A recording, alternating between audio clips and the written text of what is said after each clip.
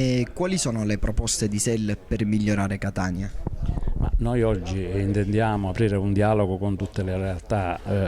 associative, singoli soggetti, che in questi mesi hanno avanzato una serie di proposte per migliorare la città, per dare corso a una vera e propria rinascita.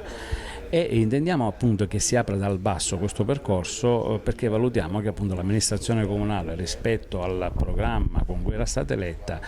non riesce a dare una svolta. Ci sono alcune decisioni che noi abbiamo salutato positivamente, altre molto negativamente, come per esempio l'approvazione del PUA da parte del Consiglio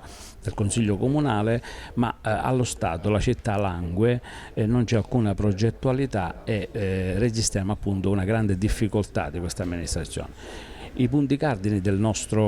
nostra idea di città sono le questioni urbanistiche, dal piano regolatore a Corso di Marte della Libertà, che va fortemente ridimensionato per riqualificare quell'area, alle questioni legate al piano regolatore del porto, che non può prevedere 1,5 milioni di metri cubi, ancora resta in piedi, e dall'altro lato le questioni della qualità della vita, dei servizi, con particolare attenzione ai rifiuti, che oggi sono un problema per la città. La raccolta differenziata della gestione Bianco è addirittura inferiore a quella della gestione Stancanelli, quindi la città va molto indietro. Paghiamo perché poi quando si determina la tassa così alta è proprio per questo motivo, perché appunto le spese per la raccolta diciamo il conferimento dei rifiuti solidi urbani è molto onerosa, è molto costosa e si riverbera appunto sulle tariffe. Quindi chiediamo una svolta che, ripeto, poi deve partire da un progetto comune di tutta una serie di soggetti che sono critici e che hanno avanzato per le loro competenze delle proposte. Se lei fosse il sindaco, se fosse in maggioranza, qual è il primo provvedimento che prenderebbe per Catania? Ma non c'è un primo provvedimento, certamente va respinto il piano regolatore del porto, perché appunto il porto deve servire al turismo, ai pescatori, deve servire alle attività commerciali, non può essere un grande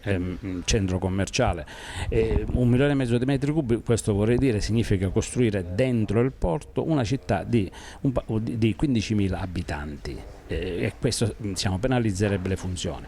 ma ci sono una serie di scelte urbanistiche, ripeto, e poi va immediatamente rescisso il contratto per la raccolta dei rifiuti, anche perché l'azienda che attualmente lo svolge è composta da due aziende, una di queste c'è una comunicazione antimafia, e per l'altra c'è addirittura il titolare che è agli arresti domiciliari per corruzione, quindi sono tutti gli estremi